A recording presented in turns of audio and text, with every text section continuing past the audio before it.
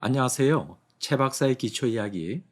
이번 시간에는 기성말뚝 시공법에 대해서 알아보겠습니다. 공장에서 생산한 기성말뚝 시공법에는 타입 공법과 매입 공법이 있습니다.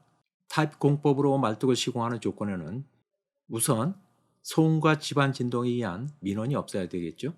두 번째로는 타입 시공이 가능한 지층 조건이어야 합니다. 또한 말뚝의 선단 지지층이 매우 깊어 매입 공법만으로 말뚝 시공이 불가능한 경우도 여기에 해당됩니다. 우선 타격식은 드롭, 디젤, 스팀, 유압 해머로 말뚝 머리를 타격하여 말뚝을 관입하는 방식인데요. 주로 유압 해머를 사용하고 있죠. 성굴착 병용 타격식에는 오거 또는 오거와 케이싱으로 동시에 성굴착하는 방식이 있으며 천공 방식 선택, 천공경 결정, 케이싱 사용 및 시멘트 밀크 주입 여부를 결정하는 것이 매우 중요합니다. 진동식은 진동 해머를 사용하여 해상이나 하상에서 현장 타서 말뚝을 사용할 때 희생 강간 말뚝을 집안에 관입하거나 또는 흙막이, 가물막이, 강말뚝을 관입 또는 인발할 때 사용하죠. 본말뚝을 시공할 때 적용하는 그런 방식은 아닙니다. 매입 공법은 타입 공법으로 말뚝을 시공하기 불가능한 집안 조건이거나 소음과 집안 진동으로 민원이 발생할 때 적용합니다. 그림에서 보는 바와 같이 대부분 기초 말뚝은 매입 공법으로 시공되는 것을 알 수 있죠. 우선 내부 굴착 공법에는 세 가지 방식이 있는데 말뚝을 경타 또는 항타에 정착시키고 선단부엔 시멘트 밀크를 주입하거나 콘크리트를 타설하죠.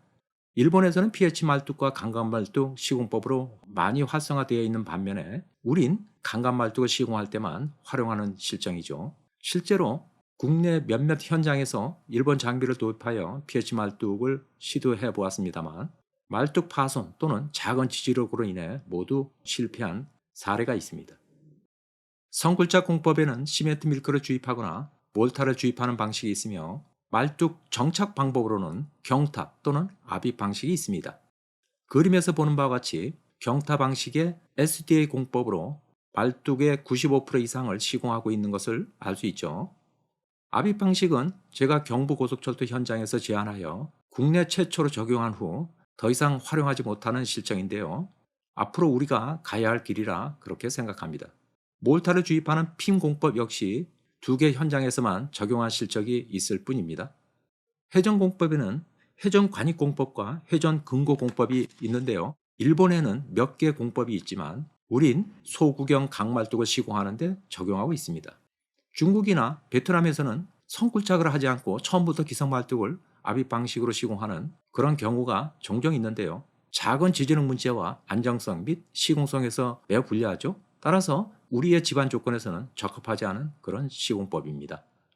타입 공법은 해머로 기성말뚝을 집안에 타입하는 방식인데요. 시공 순서는 그림에서 보는 바와 같습니다.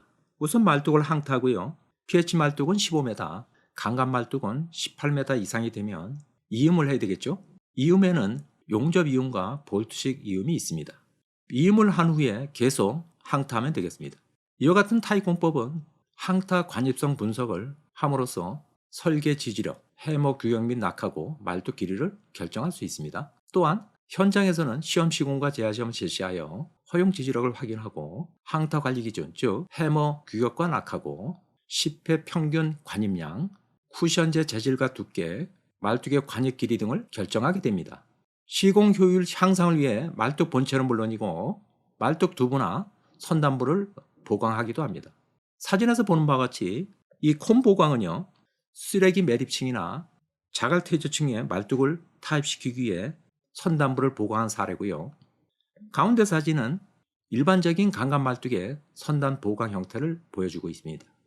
현재 우리 국내에서는 말뚝의 위측을 저렇게 보강하고 있습니다만 내측을 보강하는 것이 바람직합니다. 세 번째 사진은 pH 말뚝 선단부에 철강을 보강한 그런 사진이 되겠는데요. 2000년 광주 월드컵 경기장에 제가 적용한 사진이 되겠습니다.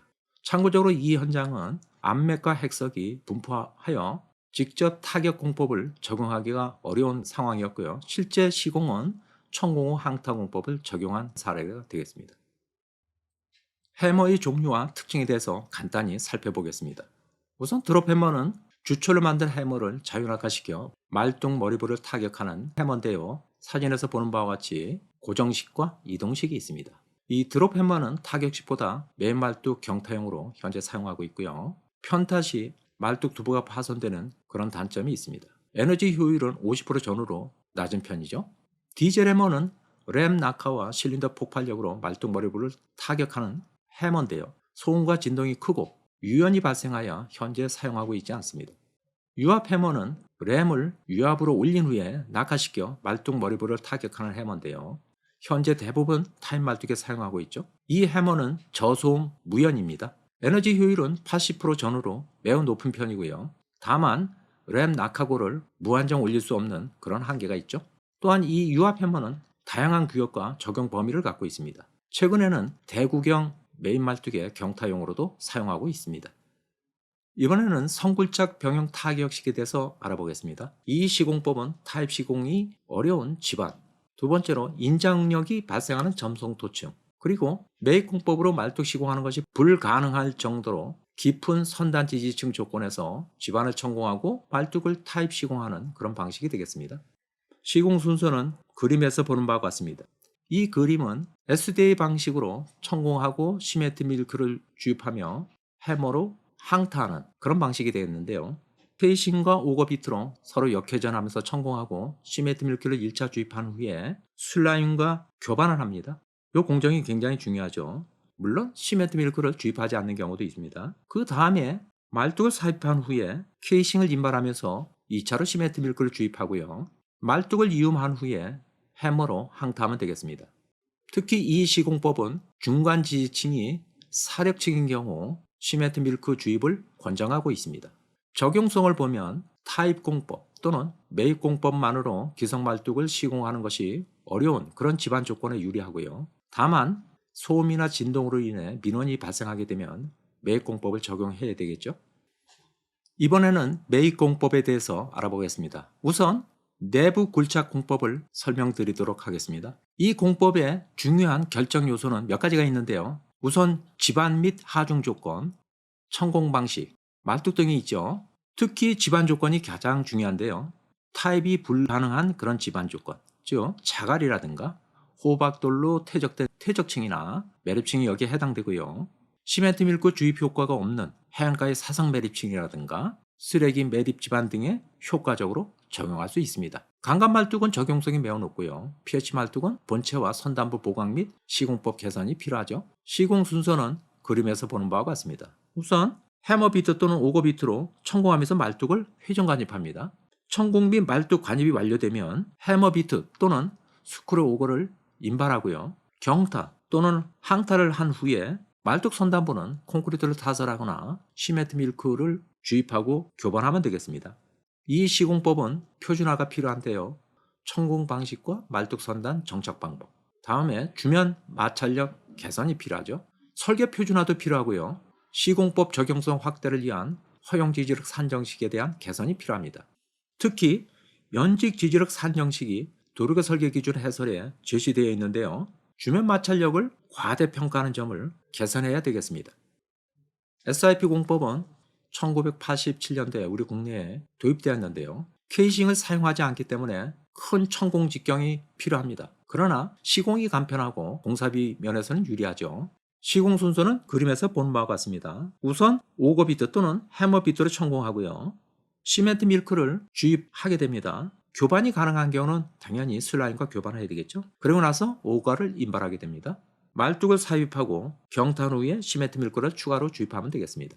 문제점은 집안 조건과 시공 품질에 영향이 많습니다. 그리고 사력층과 연약 점성토 집안에서 공벽이 축소되거나 또는 붕괴되는 그런 경우가 종종 있고요. 또한 슬라임이 퇴적되게 되면 말뚝 삽입이 불가능하게 되어 결국 설계 지지력에 미달하게 되죠. 따라서 설계 효율과 시공 효율이 굉장히 떨어지고요. 보강 사례가 다수 발생하였죠. 주공에서는 2008년도에 83%의 시멘트 밀크를 주입하고 pH 말뚝을 풍화대 선단 지지시켜 시공할 때 적용할 수 있는 연직 지지력 산정식을 개발했는데요. 현재 사용하고 있는 대구경 말뚝과 초고강도 말뚝, 큰 설계 지지력, 풍안반 이상의 안반층에 지지하는 그런 점을 고려할 때 매우 과소평가하고 있다, 이렇게 생각합니다.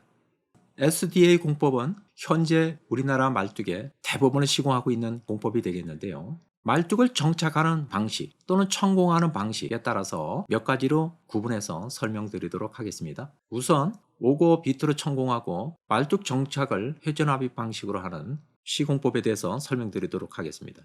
앞서 설명드린 SIP 공법의 문제점을 개선하기 위해 케이싱을 사용하는 것이 큰 특징이죠. 시공 순서는 그림에서 보는 바와 같이 케이싱과 오거 비트로 천공하는데 이때 역회전하게 됩니다. 그리고 나서 시멘트 밀크를 1차 주입하고 2m 이상 높이로 슬라임과 2회 이상 상하 반복으로 교반합니다. 역시 매우 중요한 시공관리 요소가 되겠죠. 그 다음에 말뚝을 사입하고 회전압입 장치로 말뚝을 회전 간입하면 됩니다. 그리고 나서 말뚝을 압입 상태에서 시멘트 밀크를 2차 주입하면서 케이싱을 인발합니다. 케이싱을 인발하고 나서 시멘트 밀크를 3차로 주입하는데 이때 말뚝 주변 공간을 완전히 충전시켜야 합니다. 이 시공법은 케이싱을 사용함으로써 매립층, 동적층, 사력퇴저층, 점속토층 또한 지하 수위가 높은 집안에서 공벽을 유지할 수 있겠죠. 선단 지지층은요, 배토사와 암편을 관찰함으로써 확인할 수도 있고요. 또한 설계 당시에 주상도로 결정을 하죠. 그리고 나서 현장에서는 설계 길이로 시험 시공과 재하 시험을 실시하여 목표한 설계 지지력을 만족하는 그런 말뚝 관역 길이를 결정하게 됩니다. 가끔 전류치를 강조하는 분들이 계신데 사실 전류치는 우리나라 실정에 맞지 않습니다. 가장 중요한 말뚝 정착 방식으로 압입 또는 회전 간입을 시키는데요. 이 공법이야말로 진정한 저소음 저진동 공법이다, 이렇게 봅니다. 집안 조건이라든가 말뚝 규격별 정착 방식에 대한 개선은 필요한 실정이죠. 또한 오거 비트로 시멘트 밀크와 슬라임을 제대로 교반하지 않을 경우 말뚝을 천공을 바닥에 정착시키는 것이 불가능하겠죠. 그렇게 되면 결국 선단 지지력이 감소될 수밖에 없습니다. SDA 공법은 제가 이름 지은 공법인데요. 간혹 DRA 공법이라고 말씀하시는 분들이 계시죠. 그러나 이 공법은 일본의 사마기계에서 제작한 도너츠 오거를 사용하기 때문에 지어진 이름입니다. 따라서 SDA 공법으로 불리는 것이 타당하다, 저는 그렇게 생각합니다. 이번에는 오거 천공 플러스 경타 방식인데요. 우리 국내에서 가장 많이 적용하는 그런 공법이 되겠습니다. 시공 순서는 그림에서 보는 바와 같습니다. 즉 케이싱과 오거 비트로 천공하면서 배터하고요. 시멘트 밀크를 1차 주입한 후에 2m 이상 높이로 슬라임과 2회 이상 상하 반복적으로 교반을 해서 완전히 액상화 만드는 것, 이것이 매우 중요한 시공 관리 요소가 되겠고요. 세 번째로 말뚝을 사입한 후에 쿠션제를 올려놓고 오거 비트로 아입한 상태에서 시멘트 밀크를 2차 주입하면서 케이싱을 인발하면 되겠습니다. 해머 경타 후에 시멘트 밀크를 3차 주입함으로써 말뚝 주변 공간을 완전히 충전시켜야 되겠습니다. 이 시공법은 모든 집안에 적용 가능하고요. 안정성, 시공성, 경제성이 매우 우수하죠. 다만 경타 과정이 있기 때문에 진정한 저소음 저진동 공법이다, 이렇게 얘기하긴 어렵죠. 그리고 이 시공법은 말뚝 선단부와 주변 공간을 동일한 배합 비에 시멘트 밀크를 주입하게 되겠고요. 오거 비트로 시멘트 밀크와 슬라임을 교반함으로써 큰 선단 지지력을 확보할 수 있고요. 주변 공간을 충전함으로써 큰 주변 마찰력도 확보할 수 있는 장점을 갖고 있습니다. 말뚝 정착 방식은 드롭 햄머 또는 유압 햄머로 경타하는 방식이 되겠습니다. SDA 공법의 표준 시공법과 지지력 산정식을 제가 개발했는데요. 현재 1500mm 이상의 대구경 말뚝도 시공 가능합니다. 이번에는 T4 천공 플러스 경타 방식인데요. 시공 순서는 그림에서 보는 바와 같습니다. 즉 케이싱과 해머 비트로 천공하면서 배터하고요. T4를 인발한 후에 시멘트 밀크를 1차 주입하는데 이때 인력으로 주입하는 방식이 되겠습니다. 세 번째로 이음 말뚝 삽입 후에 시멘트 밀크를 2차 주입하는데 말뚝과 케이싱 사이를 완전히 충전시켜야 되겠습니다. 이 역시 매우 중요한 시공관리 요소가 되겠습니다. 말뚝을 압입한 상태에서 케이싱을 인발하고요. 해머 경타 후에 시멘트 밀크를 3차로 주입하여 말뚝 주변 공간을 완전히 충전시켜야 되겠습니다. 천공 방식으로 계량 티퍼 천공 방식과 정 티퍼 천공 방식이 있는데요. 계량 티퍼는 자갈, 옥석, 미고결 이암, 작은 규모의 핵석이나 압력을 천공하거나 해칠 때 우리가 사용하게 됩니다. 왼쪽 사진이 계량 티퍼, 잭해머 비트를 보여주고 있죠. 계량 티퍼는 작은 직경의 에어 해머를 갖고 있는데요. 그 좌우에 오거 비트를 추가로 장착하고 있죠. 정 티퍼는 호박돌, 큰 핵석과 두꺼운 암맥 또는 기반함을 청우할 때 사용하는데요. 사진에서 보시는 바와 같이 오거 비트 없이 완전히 에어 해머 비트로만 구성되어 있습니다. 티퍼 방식에는 집안 특성에 따라 회오리 비트, 총알 비트, 트리콘 비트, 토네이트 비트 등이 있습니다. 이 시공법은 시멘트 밀크와 슬라임을 교반하지 못하거나 말뚝 주변 공간을 시멘트 밀크로 충전하지 못할 경우 큰 선단 또는 마찰 지지로 확보가 불가능하죠. 따라서 이 시공법은 오거 비트 방식에 비해서 다소 좀 불리하다 이렇게 보시면 되겠습니다. 간혹 이와 같은 시공법을 PRD 공법이라 말씀하시는 분들이 계신데요. PRD 공법은 퍼커션 로타리 드릴입니다. 이와 같은 티퍼 방식의 SDA 공법하고는 좀 다르죠. 특히 PRD 공법은 현장 타설 콘크리트 말뚝 공법이 되겠습니다. 따라서 티퍼로 청구하는 방식도 SDA 공법이 되겠습니다. 흙 분류 방법과 핵성 및 암맥에 대해 알아보도록 하겠습니다. 흙의 유관 판별 방법으로 입경에 의한 흙 분류 방법이 있는데요. 우리 실무자들은 주로 내부팩 방법을 이용하고 있죠. 이 방식은 통일 분류법인 USCS 방법에 비해서 호불이라든가 보울더를 추가로 구분하고 있는데요. 참고적으로 보시면 호박돌은 직경 300mm 이상, 간혹 전석과 혼동하시는 분들이 계신데요. 전석은 구를 전자를 썼죠. 따라서 자갈, 호박돌, 조약돌들을 총칭하는 그런 용어가 되겠습니다. 그리고 조약돌은 직경 76.2mm에서 300mm 사이에 둥근 돌이 되겠고요. 자갈은 직경 4.75에서 76.2mm 사이가 되겠습니다. 참고적으로 모래와 자갈의 구분은 콩 크기를 생각하시면 되겠고요.